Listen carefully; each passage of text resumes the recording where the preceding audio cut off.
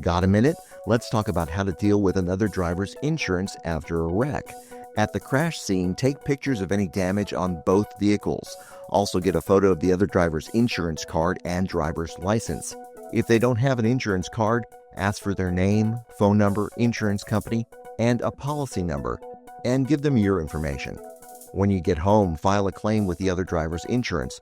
Also, tell your company about the accident. If police responded, get a copy of the police report and send it to the other insurance company. If the other driver was at fault, their insurance should pay for your car repairs, medical bills, and a rental car. But there's no guarantee they'll pay. If the other driver's insurance company says it's not going to pay, ask for an explanation in writing.